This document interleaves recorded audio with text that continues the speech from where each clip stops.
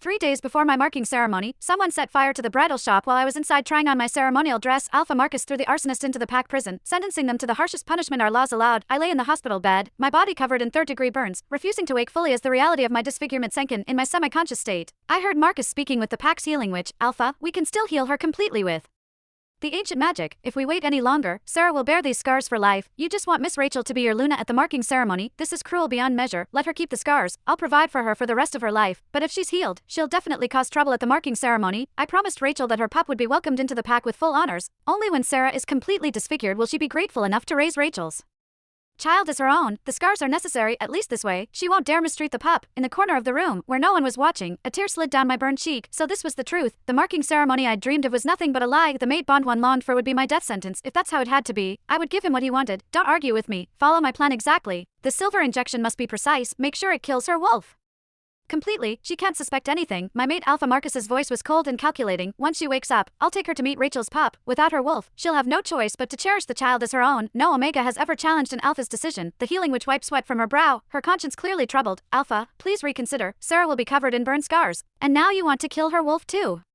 This is beyond cruel. It's practically a death sentence. How will she face the pack elders as an Omega? And what about Rachel's pup? The child looks exactly like you. What if Sarah notices the resemblance? Everything will fall apart. Marcus reached out, methodically applying healing salve to my cracked lips with surprising gentleness. His voice carried a note of resigned sadness that made my heart ache despite everything. She won't notice anything. Once she becomes an Omega, she will have to stay in the pack. She cannot afford any risk of leaving the pack. I promised Rachel I would give her a magnificent marking ceremony, that I would watch our pup grow up together. Even though she's married to another Alpha now, I won't let her worry about our child's future. The healing witch sighed heavily, looking at my pale face on the hospital bed. Sarah is a good wolf. You grew up together in this pack. Why are you choosing that? Never mind. If you're determined to do this, then proceed.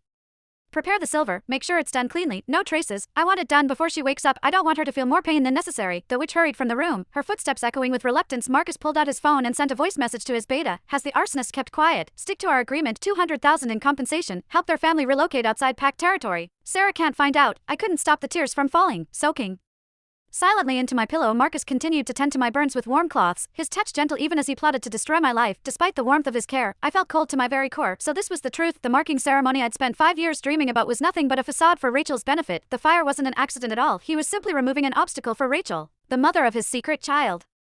Everything I believed about our happiness together had been nothing but an illusion, lies and betrayal. That was the real foundation of our relationship. I struggled to open my eyes against the heaviness of sedation, but before I could fully wake, I felt another needle pierce my skin, this time carrying something far worse than just anesthesia. Before they wheeled me into the treatment room, Alpha Marcus pressed a gentle kiss to my forehead. Be brave, little one. It will be over soon, Sarah. I'll be waiting for you. The silver burned like liquid fire through my veins. My wolf howled in agony.